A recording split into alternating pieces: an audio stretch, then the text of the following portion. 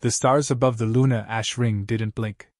They just stared, cold, distant, untouched, while the remains of Earth's oldest colony drifted silently in low orbit. The ring wasn't made of stone. It was particles of buildings, bodies, memory, fused into fine dust by high-energy bombardments. No warning, no declaration of war. Just sudden extinction. Ambassador Elise Wren stood motionless on the observation deck of the memorial station. Below her, a wreath of blue nanofiber flickered with an encoded message as she released it into the void. Her sister's name was woven in the particles, Marin Wren. Sector 3, Luna Alpha. Gone in the first wave. She clenched her jaw, watching the offering dissolve in the glow of distant sunlight. Behind her, a soft chime announced the message she'd been waiting for. Authorization confirmed, came the voice of EarthGov's Strategic Council. You are reinstated under diplomatic emergency protocols. Speak for us, Elise. Make them listen. She didn't reply. She didn't need to. She turned, codes sweeping behind her, and walked toward her transport. The Galactic Conclave was waiting, and this time, Earth would not come in silence. The Conclave station loomed ahead like a small moon carved from mirrors and silver.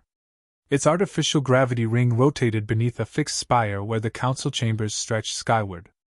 Docking corridors buzzed with life. Hundreds of species coexisted here, some slug-like and massive, others tiny, insectal, cloaked in light-reflective skins. Elise's shuttle threaded through them, docking with mechanical precision. As she stepped onto the platform, she felt the eyes. Curious. Cold. Cautious. Humans still carried the reputation of being erratic, over-aggressive primitives, brilliant in war, unpredictable in peace. Elise adjusted the lapel of her black diplomatic uniform. No insignia. No pride. Only duty. Welcome back, Ambassador. A voice greeted her, modulated, smooth. Foresight, her AI liaison, materialized as a floating sphere of hard light projection. EarthGov has assigned me to assist you. Surveillance is tight. Assume every corridor is listening. I assume that every corridor is lying, she said. Reasonable, Foresight replied, pulsing faintly. The Conclave denies all responsibility. No mention of the bombardment has reached official records. Then we change the record.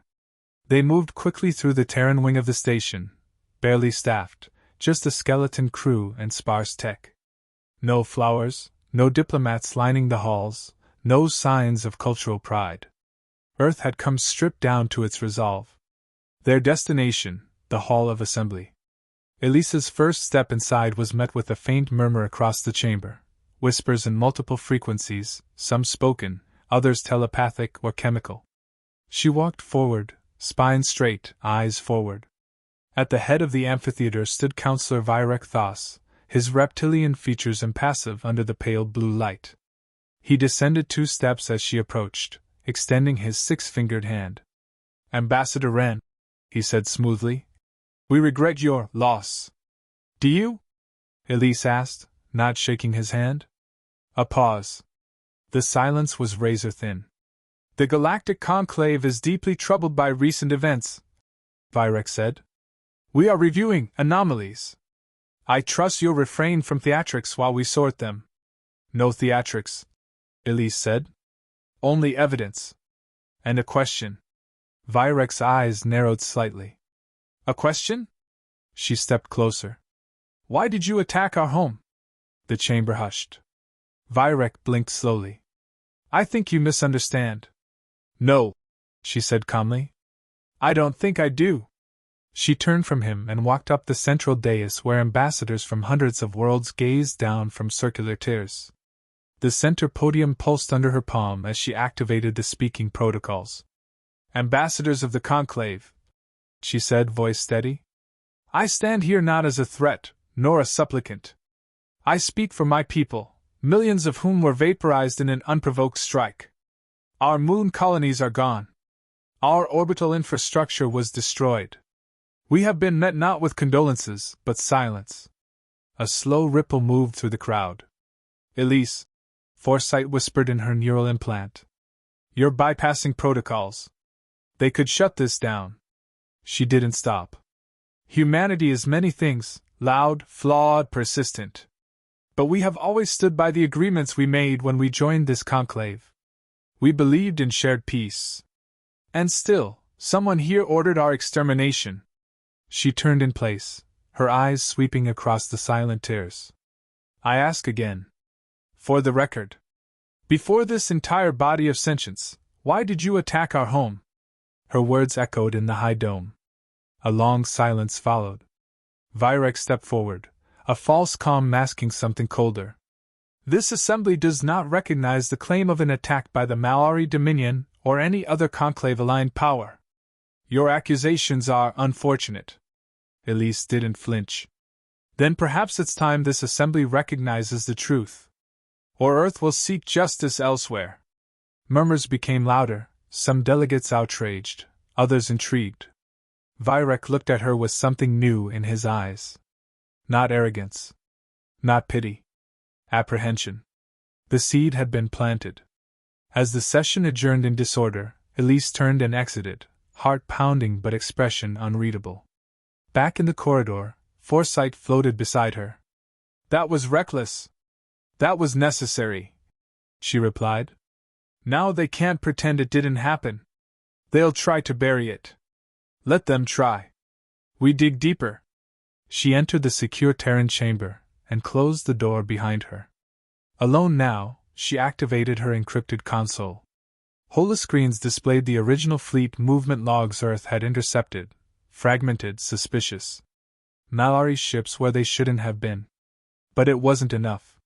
She stared at them for a moment, then whispered to herself. They think humans won't push back. They're wrong. Behind her, Foresight dimmed its lights. They're watching now, it said. Everything changes after today. Elise looked out the viewport, past the stars, toward the silent grave of the moon. Let them watch, she said softly. It's their turn to be afraid.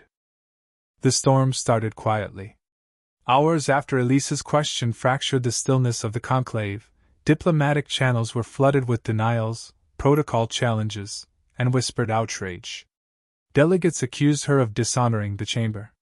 Some praised her boldness, but only in private. Earth's name trended across a dozen datanets as analysts dissected the phrase.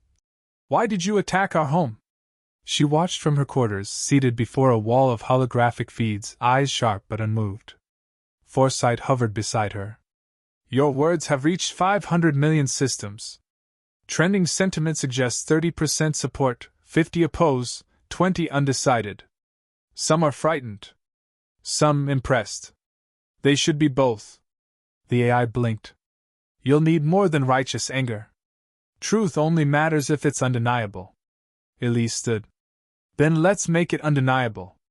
The Terran records vault was buried beneath the embassy, locked behind 5 levels of biometric and neural security. Inside, raw data, movement logs, encrypted pings, sensor echoes from surviving orbital satellites, fractured fragments of the attack Earth barely survived. Elise flicked through the files, eyes narrowing. Filter Malari fleet signatures. Cross-reference with known military routes. Then isolate anomalies within a 36-hour window of the assault. Forsyth's light pulsed. Running. A dozen projection nodes lit up. Most readings were inconclusive, noise, distortion, the chaos of battle. But one stood out. A Malari reconnaissance frigate had been pinged inside the solar system 32 hours before the attack. Not officially recorded. No diplomatic notice filed. They lied? Elise said quietly. Yes, Forsyth confirmed.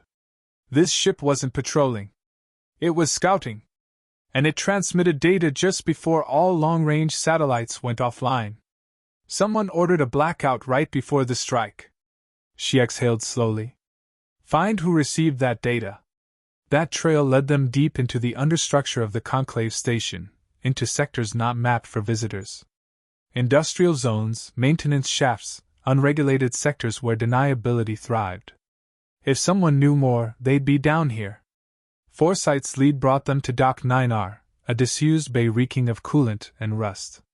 There, hidden among cargo crates and chemical residue, a lone figure tinkered with a broken relay array. He looked like a walking crystal, limbs sharp and gleaming under the dim lights.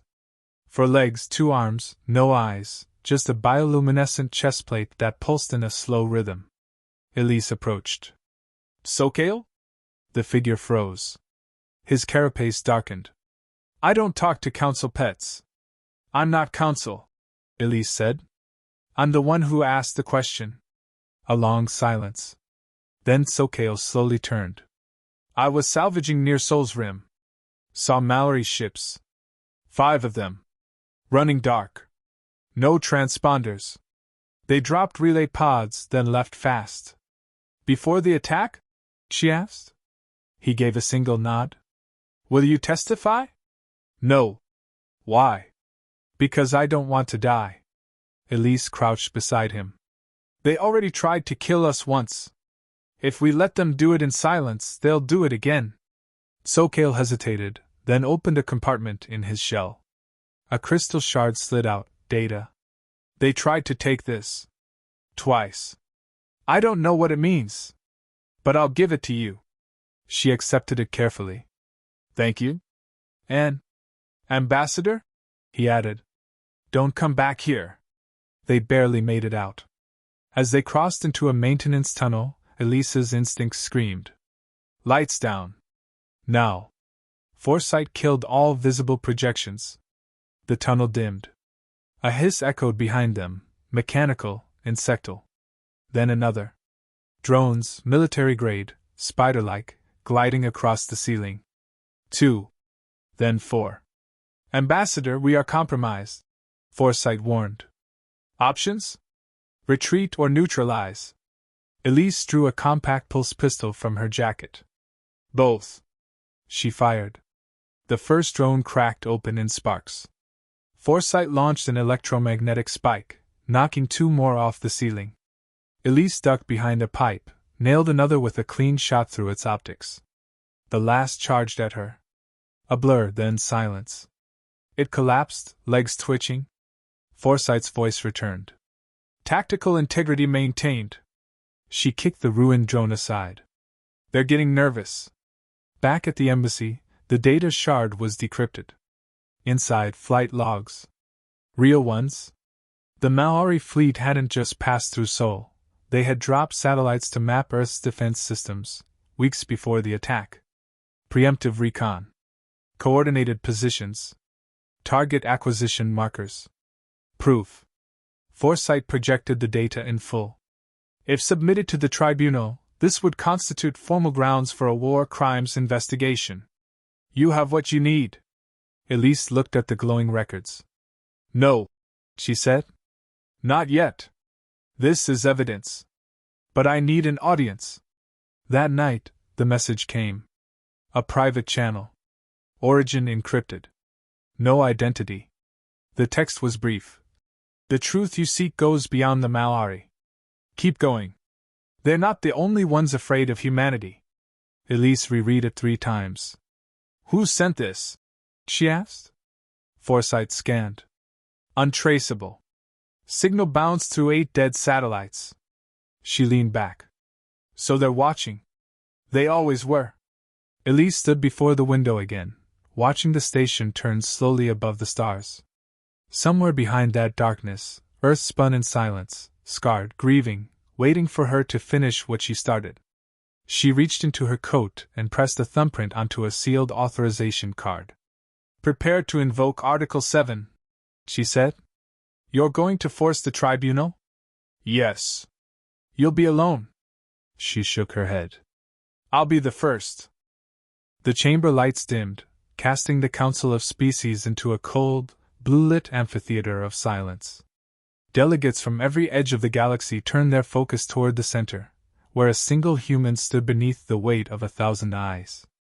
Elise Wren stepped onto the tribunal platform, her voice prepared, her hands steady, and her data locked behind encryption protocols she'd memorized during wartime. She didn't glance at the Maori delegation. She didn't need to. "Under Article 7 of the Terran Conclave Accords," she said into the silence, "I hereby invoke Earth's right to grievance. Murmurs erupted. Disbelief, outrage, warning signals passed silently between allied species. Counselor Vyrek rose slowly from his seat. Earth has no standing to invoke Article 7, he said, voice smooth as oil. No formal charge has been filed. No proof has been submitted. No war has been declared. I'm not declaring war, Elise said. I'm demanding accountability. She pressed her hand to the data node embedded in the podium. Holograms sparked to life, orbital telemetry, system traffic reports, the decrypted flight paths of Mallory stealth ships, surveillance timelines, and the recorded testimony of Tzolk'il. The data bloomed across the dome. Silence thickened. This isn't theory, she continued. It's math. Your own ship logs place Mallory warships inside Sol space 32 hours before our colonies were destroyed. There was no declaration of hostility. No defense warning. No negotiation. Just coordinated orbital strikes against non-military zones. She turned slowly, locking eyes with delegates as she spoke. We didn't lose battleships. We lost children, civilians, scientists' families. We lost entire cities carved into our moon's crust. And no one here said a word. Vyrek stood again, gesturing calmly. The footage is dramatic. But the Mallory Dominion rejects the implication of intent. Our systems detected unstable warp resonances in the Sol sector. We dispatched a patrol for safety evaluation. Their energy signatures may have inadvertently triggered dormant Earth-based weapons systems. Enough, Elise snapped. The chamber stilled. You're lying. And we both know it. She pressed another command. A new hologram appeared, assigned Mallory fleet authorization, time-stamped and command level encrypted. The translation scrolled above it. Initiate containment. Target Luna first. Cripple orbital capability. Minimal debris. The room fractured. Voices rose. Some gasped. Others shouted. Vyrek's composure cracked, if only for a heartbeat. His eyes shifted, calculating, cornered. You had no right to access Dominion military files, he said. I had every right when you killed 3 million of my people, Elise replied. Then, from the back row, a new voice spoke. Soft. Measured. We corroborate. All heads turned. The Kithari delegate, a lithe creature of translucent feathers and luminous veins, rose from their pod. Their race had remained neutral for centuries, silent observers of the galaxy's machinations. We, too, witnessed Mallory stealth operations in the Sol Quadrant, the Kithari ambassador said. We withheld the evidence, fearing escalation. That was a failure of courage. We submit the encrypted scans now. Another hologram activated, deep spectrum scans of cloaked Mallory ships deploying sensor jammers and tactical beacons. The tribunal chamber fractured again. Counselor Vyrek did not move. For the first time, he looked small, diminished by the weight of truth. I recommend immediate review of Mallory actions under Conclave Code 11.4, said a Hazkari arbiter, her many eyes blinking in unison. Violation of non-aggression pacts. Breach of member trust. War crime classification pending. Vyrek stepped down from his dais slowly. Without a word, he turned and exited, flanked by silent Mallory guards. No apology. No denial. Just retreat. Hours later, the tribunal doors sealed behind closed vote. Elise waited in the embassy, standing by a clear steel window that showed nothing but endless black. Her pulse hadn't calmed. Her jaw ached from clenching. But she hadn't sat down. Foresight's voice chimed. Decision reached. Outcome? Earth status elevated to High Member. Reparations approved. An independent tribunal will investigate all Mallory activity over the last decade. She nodded once. And Vyrek? Removed from office. Mallory Dominion has suspended conclave participation. They'll retaliate. Not immediately. They'll calculate. Rebuild. Wait for the right moment. Elise exhaled, the weight of victory a bitter alloy. It's not over, she murmured. No, Forsyth agreed. But it has begun. Later that night, a private channel lit up again. Same encryption. Same originless signal. You did well, Ambassador. But the Dominion wasn't the only hand behind Luna's fall. Be ready. The real war hasn't started. Attached was a single file, a fragment of unknown code, Terran in structure, but ancient. Pre-conclave. Pre-collapse. A signature humanity didn't recognize. Yet. Elise closed the message and stared at the dark sky beyond the glass. She didn't smile.